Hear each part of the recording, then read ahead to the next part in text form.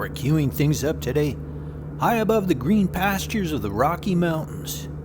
With me on camera as always is Rick Von Schmidt. While on board, I'm reading the autobiography of Tommy Chong. You may know Tommy best as half of the comedy duo Cheech Chong. Our first stop is Tommy's hometown, Calgary, Alberta. Tommy was actually born in Edmonton in 1938, but he spent most of his childhood in Calgary. Tommy describes his young self as a scrawny, long-haired, geeky-looking guy. He got a job as a paperboy for the Calgary Herald, and he went to high school right here at Crescent Heights. But Tommy dropped out when he was 16 to pursue his passion of playing guitar. He formed a successful rhythm and blues band called the Calgary Shades, but just as they were becoming successful, Tommy claims the mayor of Calgary told them to leave town because they were a bad influence on his city's youth. And here's the troublemakers. That's Sweet Tommy on the lower right. So in the winter of 1958, they drove to Vancouver and made their way down here to Chinatown. If you saw my vlog on Jimi Hendrix, you'll recognize this location. It was home to the New Delhi Club on Main Street. Tommy and the boys got a gig here, and they were a big hit. Big hit. They were held over for a year. Tommy liked to live here at the Hazelwood Hotel. He says he was always in a single room with a bath on the 4th floor facing Hastings Street. Young Tommy would have looked out of one of those windows right up there. As a musician, Tommy was making enough money to pay the rent, but by the end of the week, he had to eat on the cheap. He found a place called the Green Door where he got a good meal for $2. And you had to know Vancouver's Chinatown well to find the Green Door. It was in this alley behind Pender Street, and inside this door, which, you guessed it, was green at the time. After a few years, Tommy started to get involved in managing clubs with his family. The first was here on Alma Street, and he called it the Blues Palace.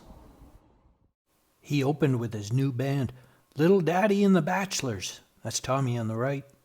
And for the headliners, Tommy booked Ike and Tina Turner. Some say it was the greatest show this town's ever seen. But the neighbors in this West Point Grey community complained about the noise, and Tommy had to find a new place. So he went back to Chinatown and Pender Street, the same block as the Green Door. He opened another club right here called T's Cabaret. Tommy and his band packed the club every weekend, but it was empty during the week, and Tommy had to shut her down. And he managed another place on Davie Street, in the basement of this hotel. He called it the Elegant Parlor, and it was a big success. Things were looking up. Tommy even started a new band called Bobby Taylor and the Vancouvers. He left the Elegant Parlor for his family to manage, and he headed to Motown. Bobby Taylor and the Vancouvers became very successful. In 1968, Tommy wrote their hit song, Does Your Mama Know About Me? The boys even toured with the Supremes. But Tommy couldn't sustain the success, and after a few years, he came back to Vancouver.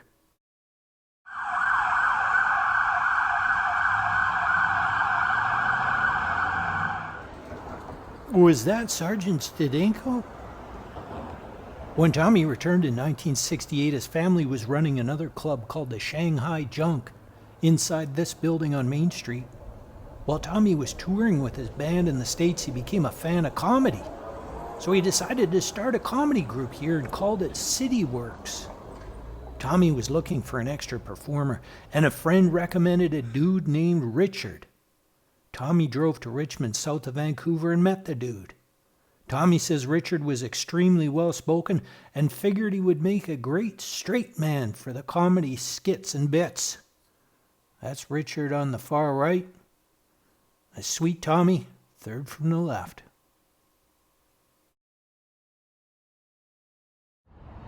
A few months later, Tommy and some musician buddies got a gig here at the Garden Auditorium in 1969. And to warm up the crowd, he and Rich decided to do a two-man comedy act. Tommy says they got gales of laughter, and by the end of the act, they'd forgotten about the music. On the drive home, Tommy asked Rich if he had a nickname. You guessed it, Cheech.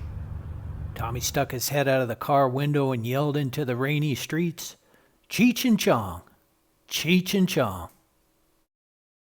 Lots of the funny characters they created were based on real people they met in Vancouver, including Blind Melon Chitlin, Strawberry, and Sergeant Stidenko, the guy that drove by earlier. In 1970, Cheech and Chong moved to LA and became one of the most successful comedy acts of all time. I got several requests to recreate one of Cheech and Chong's bits, but I can't do it justice. Instead, we're going to wrap up today inside the Garden Auditorium here and go up on the stage where Cheech and Chong first performed as a duo. Special thanks to Aaron Chapman for his help with this one. Aaron's got a new book coming out called Vancouver After Dark. I know I'm going to get a copy. Thanks to Bev Sugarman for makeup and Jewel Helmer for wardrobe. Hope you enjoyed this little taste of old Vancouver as she once was. On behalf of Rick and myself, thanks for watching. And until next time, that's a good... I'm trying to do a voiceover here. Somebody at the door. Who is it? It's Rick, man. Who? Rick Von Schmidt, your cameraman. Who is it? It's Rick, man. Open up the door. Rick? Yeah, man. Yeah, Rick's not here.